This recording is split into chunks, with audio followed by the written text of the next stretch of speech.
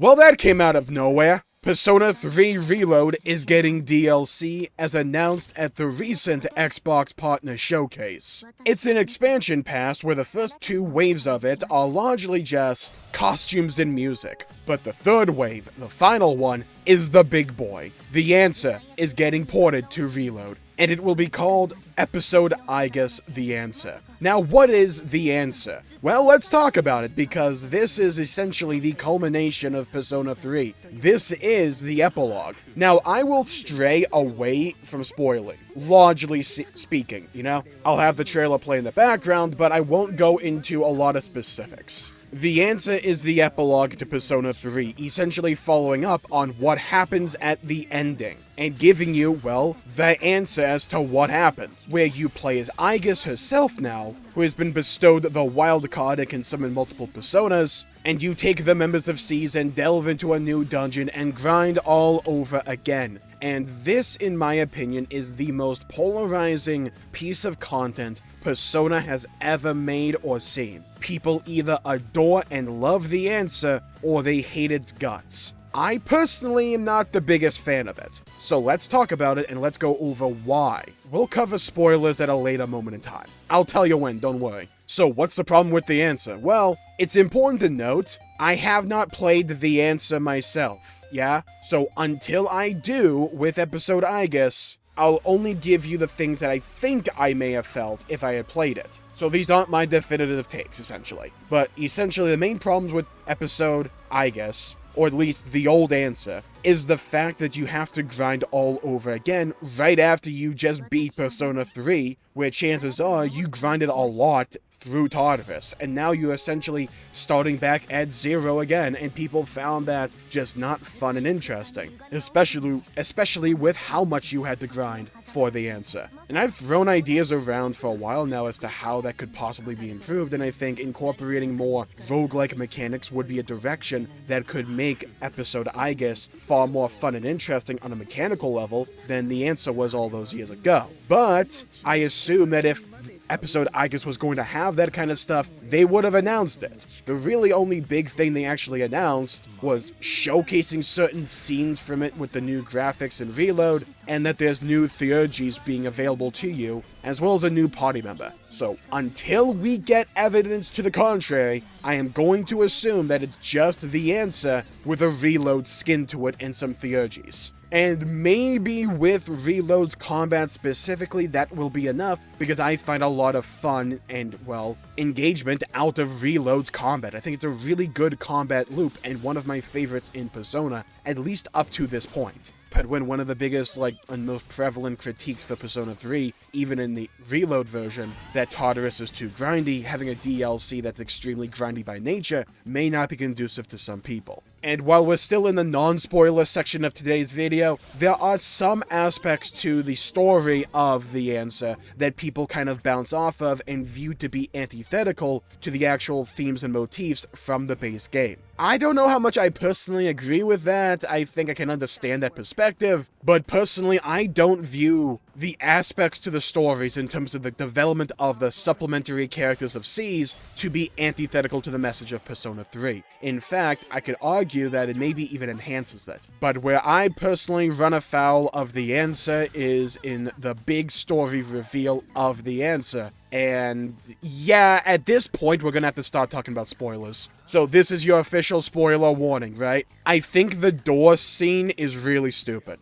Don't get me wrong here. I am not arguing from the perspective that it doesn't make sense, or that the story beats in terms of the SEES infighting and all that it doesn't make sense, or that it runs antithetical to the actual themes and motifs of Persona 3. I don't agree with that. I do a little bit for the door, but not in a grand scale of it all. My issue with the Answer is that personally, I just don't like the story reveal that Makoto's a door. And this is where a lot of internet discourse and debate can really kind of run afoul, because a lot of times people assume that if you don't like a story, it has to be because that the story itself doesn't make sense, and not just that the actual story beats don't, resonate with you all that much, or that you just don't personally prefer a specific direction that it goes. And and that's just how I feel about the answer in a lot of ways. I am extremely picky when it comes to the endings of things. If you've seen my streams and seen me cover other games, you may know how extremely picky that I can be sometimes in regards to how I resonate with endings. I think base P3 has a really good ending, and the reason that I like the ending to the base game so much is how ambiguous you could take it. The answer invalidates that ambiguity and gives it a definitive answer, even though technically that's not the reason I don't like the answer. I just think him being turned into a door is kind of stupid, because that to me is a plot point where I would resonate with that more if there's a palpable follow-up to it in the future. And they kind of do that with Persona 4 Arena, which is a follow-up and essentially a sequel to the events of Persona 4, where the cast of P4 and P3 meet after the events of P4, including in Persona 4 Arena Ultimax. And I haven't personally played through all of Persona 4 Arena and Ultimax myself, but I've watched quite a bit of it, and it does address it, but isn't really, finish that story, if that makes sense. I think the answer to me is a story beat and a direction that would resonate the most for me if we ever got a full, proper follow-up addressing those events, and we don't ever really get that. It's like teased in Arena, but not to the degree of being covered that I would personally like. Now, I'm not saying that you're wrong for enjoying it or that it doesn't work in terms of the context and confines of the story going on, because it kind of largely does. It's just one of those personal preference things at the end of the day. And I just think having the story of P3 end with him being a door is kind of stupid. I would have preferred him to either live or just fully die. And yeah, there's like the interpretation you can have where it's like, he is technically dead, it's just his soul itself is being used for the seal. Again, it's like one of those things where if I look at it from a beat-to-beat perspective, it works, I just don't like it. It's like a flavor of ice cream. Sure, there's nothing wrong with the flavor, it's just not for me. I think there are things to legitimately criticize in regards to the answer, but those generally stem from a gameplay perspective in my opinion, and how grindy it can be at times, or just overall is, and how reliant it is on essentially replaying the grind of Persona 3, but just do it again, to a lesser extent. Maybe they'll add a few things to episode I guess. I'm not particularly hopeful in that regard, because I feel that if those things were to be implemented, you would have announced them with the trailer, but I don't want this to come off and sound like I'm not excited for episode I guess. I am, because I've been really enjoying Reload, and chances are I'm going to enjoy episode I guess to some degree, and maybe the answer to everything, not the story, right? Maybe like the answer to the actual gameplay loop was just give it the combat loop of Reload.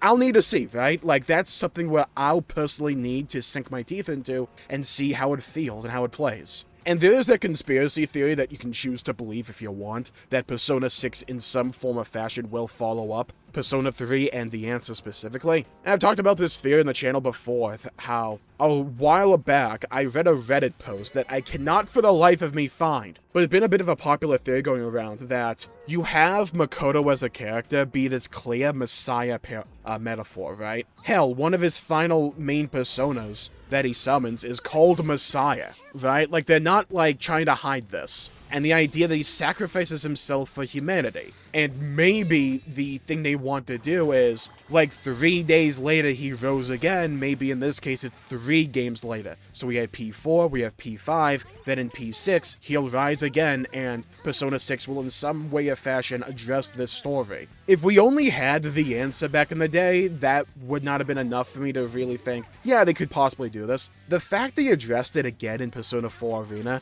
with Elizabeth specifically being on a quest to try and save Makoto, that to me raises an eyebrow. Like, I don't think it's like hard and fast confirmed or anything like that. And if they don't end up doing it, I'm not gonna be like, oh, how could you? It's just one of those things where if they do end up deciding to do this, we can look back and say, oh yeah, the pieces were there. I think it could be a cool story to follow up on, because I don't exactly think it would have a happy ending. I feel that there would be 2 possible ways or methodologies to go about this, and that would be to either quote-unquote save Makoto through some grand epic quest, which could happen, and he reunites with Elizabeth, or the idea is that we make it so he doesn't have to be the seal anymore, so he can just simply die and move on from now, and pretty much move on to the afterlife, or just let his soul move on. I think that could possibly be the most likely course of events. I don't know what form or fashion or way that would manifest. Like, would Persona 6 just be a massive collaboration between the casts of P3, 4, and 5? Would it be an entirely new cast where at some point in it,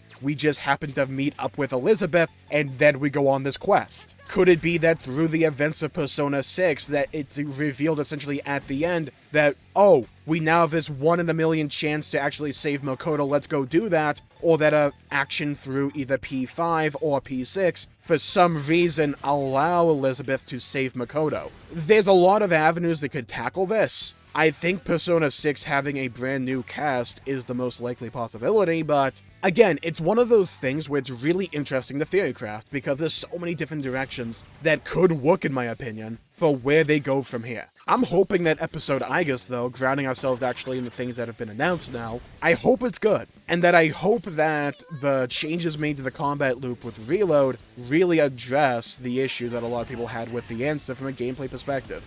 I don't know if I'm going to personally like the actual narrative going on in episode Aigis, but we'll have to wait and see. I'd rather be able to wait and experience it myself than just make a bunch of exclamations based on secondhand knowledge and experience. I can assume how I'm going to feel, but, you know, chances are that I end up playing episode Aigis and I start feeling differently about everything. Like, that's a possibility. I want to leave my mind open to that possibility. I don't think it's going to happen, but I want to be open to that possibility happening. We'll have to wait and see. I am surprised that episode Aigis is coming this soon, though. I thought we would have to wait till like 2025, because 2024 has already been stacked for Atlus. We've had Persona 3 Reload. We're going to have Unicorn Overlord, I believe. Though I think Atlus is just publishing that one, don't quote me on that. We're going to have Shin Megami Tensei 5 Vengeance. We're going to have Metaphor Refantazio. Like, it's been a stacked year already for Atlus, and now we're going to throw an entire DLC to culminate and finish off Persona 3 Reload on top of that. So hey, 3 cheers for the future. It's looking pretty cool. So let me know in the comments down below, by the way. Because maybe there's like a perspective or a way of thinking and viewing the answer back then